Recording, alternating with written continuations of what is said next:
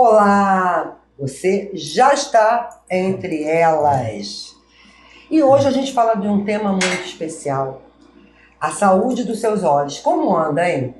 Hein, Marilene? A sua, como anda? A minha tá ótima. Eu acho que não tenho o que reclamar hoje, né? Eu fiz catarata e eu tô enxergando tudo.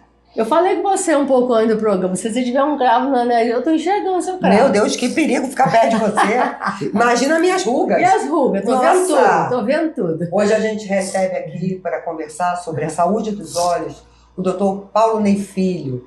Vai conversar com a gente, vai tirar as suas dúvidas. Mas antes, se inscreve aqui no canal, dá seu likezinho, joinha, gostei, para que esse programa chegue a mais gente. Seja bem-vindo, doutor. Muito obrigada por ter aceito o nosso convite, né, Marilene? Eu que agradeço o convite de vocês. Estou muito honrado de estar aqui entre duas pessoas que eu gosto demais. Tem muito carinho, muito amor. Bem, vamos começar do início, né? Saúde dos olhos. Doutor, com que idade uma criança deve ir ao oftalmologista?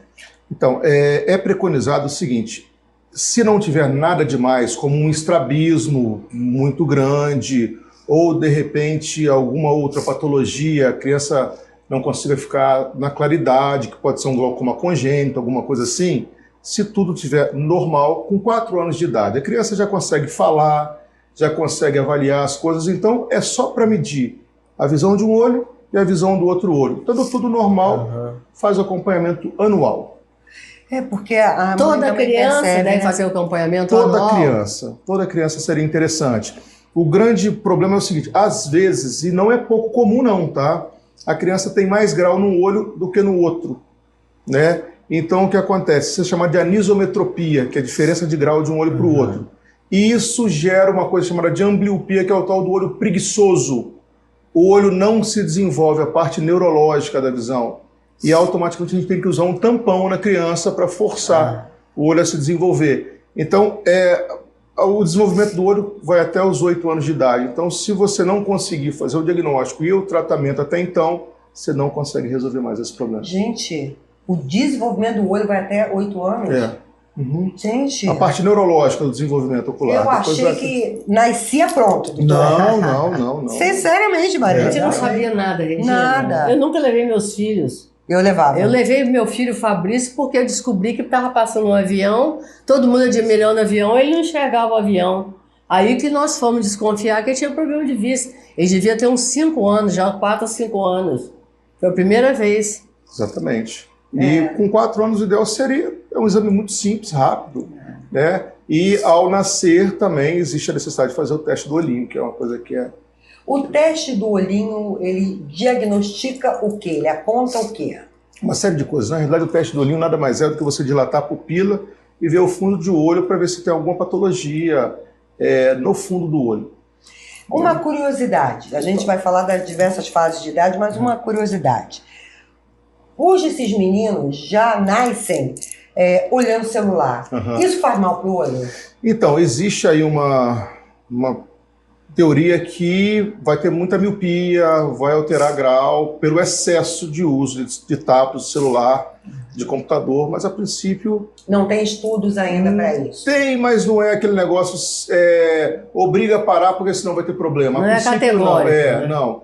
Eu acho que dá, felizmente ou infelizmente, não sei como é que seria o ideal falar isso, mas hoje não se vive mais sem um telefone celular, sem um tablet, então pode vir a acontecer um aumento do número de paciente míope, né? Mas... até agora nada foi provado. Nada, a gente lubrifica os olhos e pede, né? Lógico, eu acho que tudo em excesso faz mal. Né? Então, de repente, usar um tempo, ficar um tempo, a gente pede a mãe para, de repente, não deixar o exagero. Mas o básico a gente não tem como... Doutor, você falou em fazer o teste do olhinho na criança para fazer o diagnóstico de várias doenças. Doenças oculares ou esse teste de olhinho dá para ver outro tipo de doença no organismo? Mais a parte oftalmológica mesmo, mais a parte ocular. Mas o exame de fundo de olho que o oftalmologista faz... você detecta várias coisas, entre elas a retinopatia diabética, retinopatia hipertensiva, mas o teste do olhinho é para ver se de fato existe alguma malformação no fundo do olho. Qual é a diferença entre miopia e hipermetropia e astigmatismo e presbiopia? É isso. Então tá, vamos lá. Tamanho de olho, tá? Se o olho for maior do que o normal, o paciente é míope, ele enxerga mal para longe. A imagem se forma antes de uma parte que a gente tem no olho chamada de retina. Se o olho for menor do que o normal, o paciente é hipermétrope. Chega paciente do consultório falando, doutor, eu tenho miopia e hipermetropia. Eu falei, não, escolhe uma. As duas não tem como, míope é o olho maior, né? Então, não tem como ser. Então, míope é o olho maior, hipermétrope é o olho menor. Existe uma membrana no olho chamada de córnea, que se ela tiver diferença de curvatura vertical e horizontal, gera astigmatismo. Então você pode ter miopia e astigmatismo, só o astigmatismo, hipermetropia e astigmatismo. E quando a gente chega nos 40, o braço vai ficando curto, aí é chamado de presbiopia, que é o cansaço normal da idade. Eu não cheguei aos 40 não, foi aos 39. Eu acordei, olhei o creme dental e falei, não tô lendo mais. O que aconteceu, né? Exatamente. Dorme enxergando, acorda sem enxergar. Acorda sem enxergar. É por aí mesmo. E é exatamente isso? É exatamente isso. O cristalino começa a perder a acomodação, que é onde tem a catarata. E aí, em alguns casos, a gente substituiu o cristalino, como o da Marilene, colocamos uma lente de foco estendido, que dá qualidade de visão para longe, e intermediária e próximo. A catarata tem idade certa para... Porque você ouvia dizer que catarata era algo que depois dos 80 anos. Os idosos. E cada vez eu vejo as pessoas fazendo cirurgia de catarata mais cedo. Pelo menos é isso que eu percebo entre meus amigos. Foi a melhor coisa que eu fiz atualmente na minha vida, foi essa cirurgia. É mesmo? Muito. E a Marilene chegou disposta a resolver mesmo, né? Então, ou seja... Porque eu usei lente de contato durante 20 anos, mais ou menos. E eu tava ficando com o olho muito vermelho, eu tava me cansando. E eu colocava lente na hora que acordava, tirava na hora que dormia. E eu chegava doido para chegar a hora de arrancar aquela lente do olho. Eu falei, não, tem que fazer alguma coisa. E eu não me adaptei com óculos bifocal. Eu tinha um óculos para perto e um óculos para longe. Aí ficava recarregando, aquilo foi me enjoando. Eu não gosto de muito movimento. E quando você precisa, ele nunca está próximo. Quando você usa um para longe, um para perto, você precisa de perto, ele não está ali. Tá aquela confusão de óculos, não quero essa porcaria para mim mais não. E eu não sei se eu estava no momento exato de fazer catarata, apesar de que eu já sou idosa. Mas eu fui para o consultório e falei, eu quero fazer. Então, não existe a idosa não combina com você, não combina, mas não combina, muita palavra. Não existe um momento certo. Então, como você estava me comentando. Mas ela estava com catarata, doutor? Tinha uma catarata, tá? Tinha uma catarata, tipo assim, 2 cruzes em 4. Vou te explicar o que é isso. Tinha uma catarata um pouco mais do que inicial.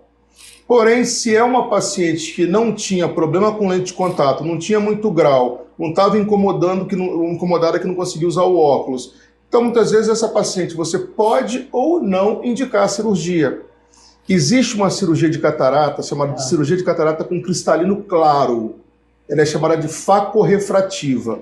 O que é isso? Nos Estados Unidos, por exemplo, acima de 40, 45 anos, eles já fazem. Aqui no Brasil é liberado acima de 55 anos. O paciente não tem catarata, mas tem muito grau. Presbiopia e uma hipermetropia grande. Então você tira o cristalino do paciente sem catarata nenhuma, adianta uma cirurgia de catarata e implanta uma lente de foco estendido, uma lente multifocal, que o paciente, eu não vou falar que vai ficar sem os óculos, mas diminui muito a necessidade dos óculos.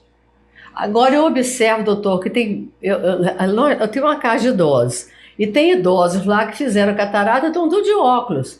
Eu não acostumei a ficar sem óculos. O que é? Não confiar ou estar habituado a usar o óculos? O que é isso? Eu não preciso de óculos. Eu falo que muitas vezes é até a própria crença limitante do paciente, ele acha que precisa, e se ele colocar na cabeça que precisa, ninguém tira. Eu tenho pacientes, por exemplo, que não têm necessidade, mas eles querem.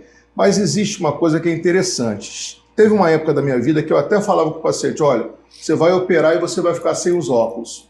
Mas são 2 coisas que não são constantes e é muitas vezes pessoal. Uma, a cicatrização. cada paciente cicatriza de uma maneira. Então não dá para você prever como é que vai ser a cicatrização. E tem uma outra coisa chamada de sensibilidade ao contraste. O que seria isso? A grosso modo, parece que tem gente que enxerga mais do que as outras pessoas. Então, quando a pessoa tem uma sensibilidade alta ao contraste, pode fazer a cirurgia e colocar qualquer lente que ele vai enxergar para longe e para perto normalmente. Aquela história que o pessoal fala o seguinte: meu avô morreu com 90 anos e nunca usou um óculos. Altíssima sensibilidade ao contraste. Tem paciente que tem baixa sensibilidade ao contraste, que não é o seu caso, que você está super bem com a lente de foco estendido, que você pode colocar uma multifocal, uma foco estendido, que ele vai continuar precisando de óculos para longe e para perto. Então, muito é da cabeça, mas outra é da baixa sensibilidade ao contraste. Não, eu já fui decidida que eu não ia mais usar óculos. Não, a sua consulta foi assim. Foi decidida. Ou seja, criou sua realidade. Marilene sendo Marilene. É isso aí, parabéns. Criou sua realidade. Doutor, todo mundo vai ter que operar catarata? Então, todo mundo, assim, fica muita coisa, mas... Aliás, o que é catarata? Vou te explicar. Para quem está assistindo.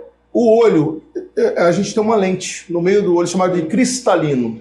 Que, como o próprio nome diz, ele é cristalino. Ele que gera acomodação. Ele acomoda para ajustar a sua visão de perto, né? E ele faz essa acomodação que você não vai perdendo depois dos 40. Por isso que nos Estados Unidos eles operam depois dos 40. Por quê? Porque eles falam que a perda da acomodação do cristalino já é o início de uma catarata. Então esse cristalino que é cristalino, ele vai opacificando, ele vai escurecendo.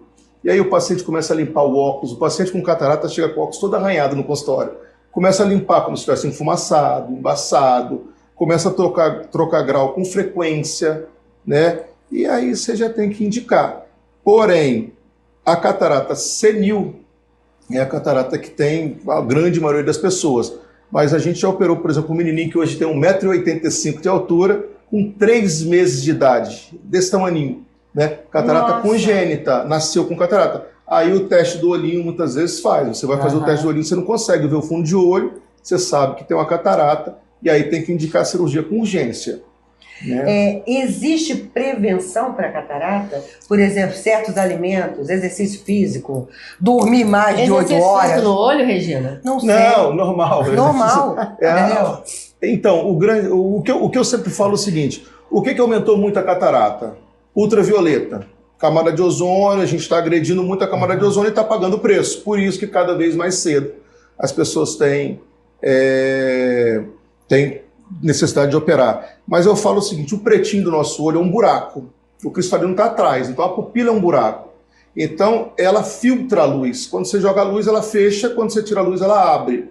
Então ela funciona diminuindo a entrada de ultravioleta nos olhos. Porém, uma prática muito ruim que está acontecendo hoje em dia são os óculos de procedência duvidosa, o famoso óculos de cabelô, né? E que ele não tem proteção ultravioleta, por ser escuro, ele dilata a pupila da pessoa, então, além de não ajudar, ainda atrapalha. Então, gera catarata, pterígio, degeneração de fundo de olho. Então, hoje, a camada de ozônio, com excesso de ultravioleta que está existindo, associado ao uso de óculos de má procedência, está gerando muita catarata. Por falar em óculos de má procedência, agora está um pouquinho melhor, mas teve uma onda aí de lente de contato colorida. Faz mal para os olhos? Botar uma lente azul, ficar de olhos azuis, entendeu? Fica linda. Então, eu te falo o seguinte, não vou te negar que eu não gosto. Eu não gosto. Por quê? Porque essa lente tem uma pigmentação. Essa pigmentação em contato com o olho, muitas vezes, causa uma reação. Tem umas lentes que são prensadas, a pintura está no meio de 2 camadas de lente de contato. Né? Mas eu te confesso que eu não coloco nos meus pacientes. Eu não gosto, já tive alguns pacientes que fizeram reação alérgica bem chatas com esse tipo de lente de contato, então eu prefiro não usar. Tem diferença entre homens e mulheres em termos de doenças oculares? Tipo, homem tem mais catarata, mulher tem mais alguma coisa, não sei. Sempre existe isso, mas o básico, a catarata, a idade e as outras patologias que muitas vezes miopia, hipermetropia, às vezes não tem essa diferença por sexo, não. Eu acho que hoje eu vejo Catarata, por exemplo, ela pode ser por trauma congênita, retinopatia diabética, uso de corticoide, que muita gente usa corticoide no nariz, usa corticoide nos olhos de maneira indiscriminada, toma de Prospan intramuscular, que é para dor e excesso de exercício físico. Então, principalmente o uso de corticoide leva muito a catarata. Então, é o negócio. Existem algumas patologias que cursam piorando os olhos. E o diabetes para mim, a principal. Eu ia perguntar isso, porque... O diabetes é principal. Para mim é. O E diabetes... tem outras doenças, doutor? Tem, Por hipertensão exemplo, arterial. alergias. Alergia, então, muitas vezes o que a gente fala, eu tive um professor que falava que o olho se coça com o cotovelo, ou seja, não se coça. E você vê gente que chega a meter o dedo, isso é perigoso, você está apertando a córnea, pode desenvolver um astigmatismo alto, um ceratocone e até descolar a retina. Ele agora falou uma coisa que me lembrou outra, sabe? Quem bota cílio postiço, ou esses cílios, não pode coçar os olhos. Doutor, Ninguém você pensa pode. sobre isso aí? Assim, esses cílios que... De meio metro pesado. Não, que as pessoas dormem, que não é cílio postiço. Postiço você bota na hora da maquiagem e tira quando chegar em casa. Esses cílios que estão na moda, por exemplo. De colocar... de vez em quando aparece um paciente lá passando um sufoco bem grande com isso. Viu? Porque o cabelo entra no olho? Então, entra e a cola faz reação alérgica. Então, hoje em dia, a estética está muito em alta, né? Então, o pessoal não quer nem saber, quer colocar Mas, às vezes, o cabelo, né, o cílio postiço encosta nos olhos e é uma dor horrorosa. Eu já cheguei a pegar paciente com úlcera de córnea, que é essa estrutura na frente, por encostar. Já peguei paciente com reação alérgica muito grande, ter que tomar corticoide. Falei do corticoide, mas o corticoide indicado pelo médico muitas vezes é necessário. Então, ou seja, os cílios é uma coisa que de vez em quando tem um paciente lá se queixando muito. Doutor, como cuidar dos olhos? O que eu devo fazer para manter a minha saúde dos olhos? Comer cenoura? Tem negócio de comer cenoura. Tem negócio de comer cenoura. Tinha antigamente aquela formiguinha que fazia bem para os olhos também, né? Vou comer a formiguinha que faz bem para os olhos. Eu acho o seguinte, eu acho que o como é que a gente deve cuidar dos olhos? Acho que você cuida dos olhos como você cuida do seu corpo, né? Uma boa alimentação, né? A gente até comentou sobre dormir, né? Eu acho que o corpo humano, ele é todo interligado. Por isso que eu falo, muitas vezes, uma artrite reumatoide gera um olho seco. Uma hipertensão ocular pode fazer uma oclusão venosa ou pode fazer uma retinopatia hipertensiva. Um diabetes pode cegar o paciente.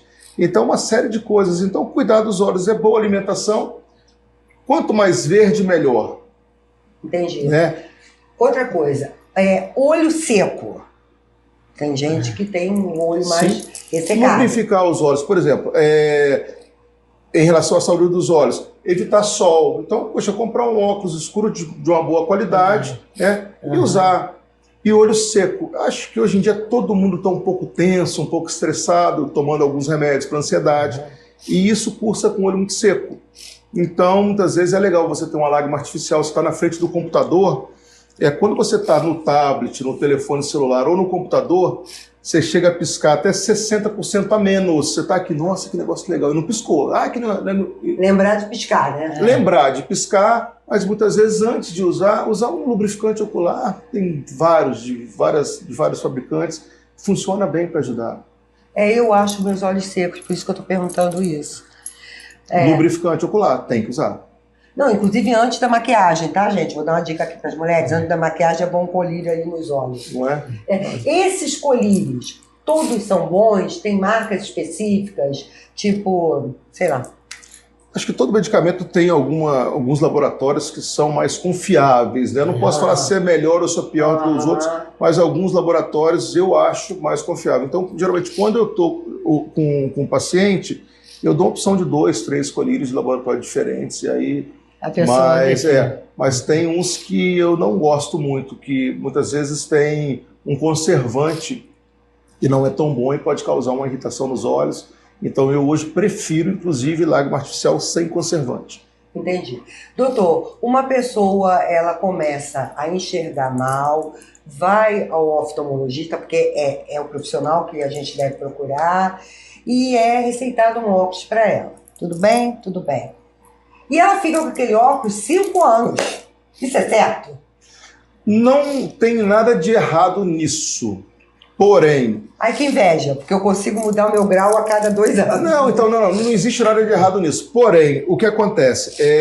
Uma consulta oftalmológica não é para trocar óculos. Na realidade, quando o paciente vai ao oftalmologista, principalmente depois dos 40 anos, é legal ir uma vez por ano, você pega o gancho para medir a pressão dos olhos do paciente e avaliar o fundo do olho do paciente.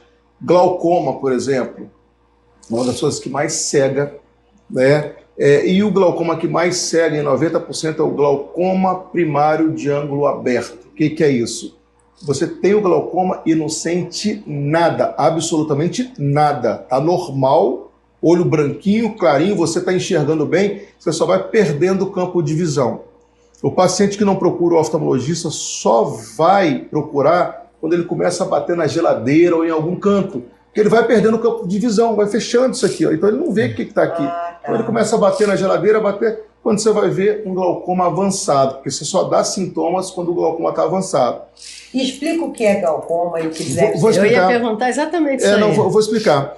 Então o que acontece? Quando a gente fala de usar óculos, você pode usar óculos, tocar 1 ano, 2 anos, 5 anos, não vai causar problema nenhum. Só que o paciente tem que ir à consulta oftalmológica, principalmente após os 40 anos, todos os anos, que aí você vai medir a pressão do paciente, vai ver o fundo do olho do paciente e vai fazer uma biomicroscopia para ver se não tem catarata, se não tem lesão de córnea, se não tem olho seco, e a partir daí está tudo certo.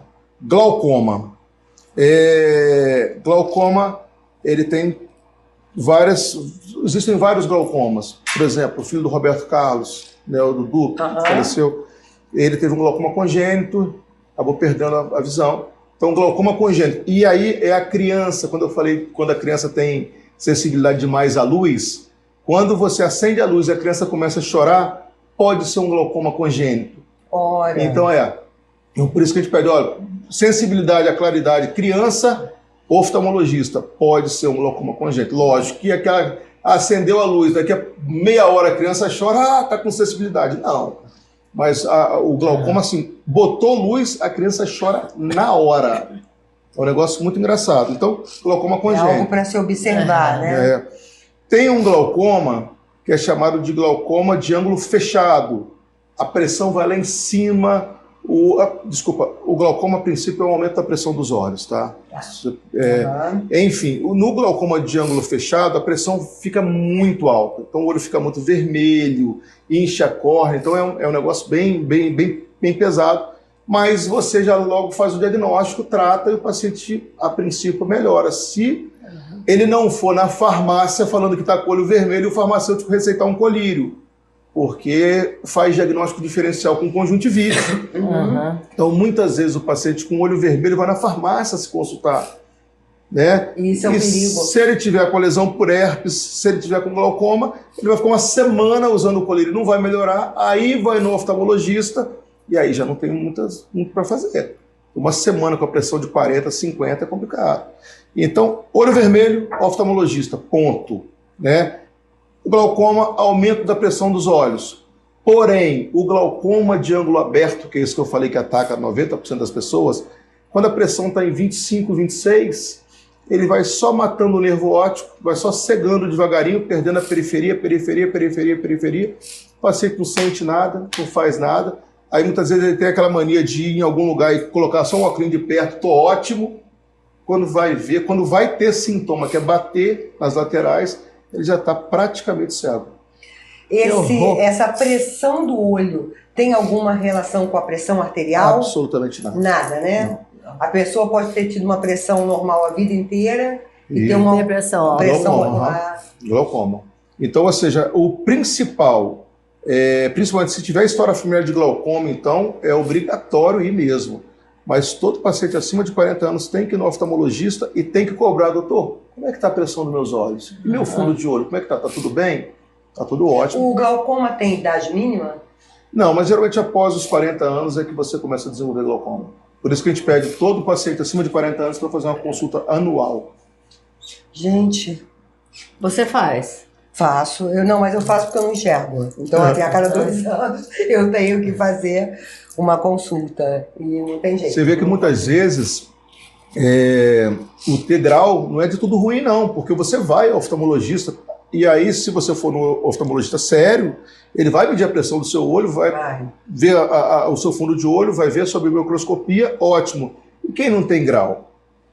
Que acha que é ótimo não ter grau, nunca vai. Quando vai, é porque está com problema e muitas vezes, se tivesse sido antes, teria uma solução. Eu fiz uma pergunta para o doutor antes de começar o programa e eu fiquei assim, muito satisfeita. Perguntei a ele se já existia ou se existia lentes de contato multifocal. Eu não sabia, porque a última vez que eu fiz essa pergunta não existia. Se usava uma lente, em termos de lente, uma lente para perto e uma lente para longe. Essas lentes funcionam mesmo, doutor? Muito. Funcionou comigo 20 anos, Regina. Mas multifocal? Não. Uma para perto, outra para longe. Uma para perto, outra para longe. Tá, eu tô falando que existe hoje multifocal, não sabia. Todas funcionam. A grande realidade é, quando eu cheguei em Cachoeiro, há algum tempo atrás, eu peguei uma paciente que usava óculos, coloquei uma lente para longe no olho, uma lente para perto. Ela nunca mais usou óculos, nunca mais. Então, assim, já funcionou muito bem. Com você já não funcionou. Não funcionou. Então, o que acontece? Existe uma porcentagem, existe um olho que domina sobre o outro, tal do olho dominante. Isso, dominante e o recessivo, né? Exatamente. Então, ou seja, você pega o olho dominante e coloca ele para longe. Pega o olho não dominante e coloca ele um pouquinho para perto. Isso funciona até com a multifocal. Só que você vai enxergar com o olho para longe e o outro olho mais para perto. Beleza, tem gente que não consegue fazer adaptação com isso. Quando não consegue, de repente eu tento a lente multifocal. É uma lente da visão longe, intermediária e perto. Porém, você tem que fazer também uma leve báscula, que é esse diferencial. Você coloca o olho dominante um pouquinho melhor para longe, o olho não dominante um pouquinho melhor para perto, e o paciente vai ficar satisfeito. Agora, 20% dos pacientes não conseguem adaptar com lente de contato. E ponto. Meu Deus, Marilene adaptou tão bem. E você vai também. Eu não consegui. Aqui, não conseguiu ainda, vai conseguir. Eu costumo dizer o seguinte, a mente é um negócio muito interessante. Eu uso multifocal hoje, tenho uma miopia. Paulo, por que você nunca operou? Porque eu não quero, eu me sinto bem à beça de óculos. De fato, não tenho necessidade nenhuma de tirar meus óculos, até porque minha miopia é pequena. Ela não me atrapalha tanto para longe, me ajuda para perto. Então eu só uso óculos para dirigir, alguma coisa assim. Mas o que acontece? Quando eu fui colocar meu multifocal, eu fiz o primeiro e não consegui adaptar. Eu pisava alto, eu não conseguia dirigir. No segundo, foi a mesma coisa, eu fiquei nervoso, falei, meu Deus, o que eu vou fazer? Até pensei em colocar num óculos, um olho corrigido para perto, fazer uma báscula no óculos. E não vou conseguir. Depois eu mudei o meu mindset, minha maneira de pensar, eu falei, peraí, cara, minha irmã usa óculos, meus pacientes tudo usam óculos multifocal, por que eu não vou usar? Eu não sou diferente de ninguém. Trabalhei a cabeça, fiz outro. Deu certo? Não só deu certo o novo, como eu peguei os 2 outros que eu não consegui adaptar, consigo usar tranquilo e calmo os antigos. Então muita coisa está aqui. Muita na cabeça, realmente. Muita coisa está na cabeça. Então, ou seja, se eu quero, eu posso. E eu vou. Né? E de fato eu já tinha desistido, eu mudei meu pensamento. Porque eu falava para todos os pacientes, olha, multifocal é difícil. Multifocal é difícil. Que estava no meu subconsciente. Multifocal é difícil. Chegou na minha vez de usar, multifocal foi extremamente difícil. Né? Porque depois que eu mudei o mindset, eu falei, pô, peraí, não é tão difícil assim, porque a fulana usa, a ciclana usa, minha irmã usa. Por que eu não vou usar? Coloquei e adaptei com todos os 3 que eu tinha em casa. Nossa, interessantíssimo. Que maravilha. Doutor Paulo Ney, nós estamos chegando ao fim da nossa entrevista. Já? Nossa, quando é bom passa rápido, né? Passa. Faça suas considerações finais. Fala para o nosso público.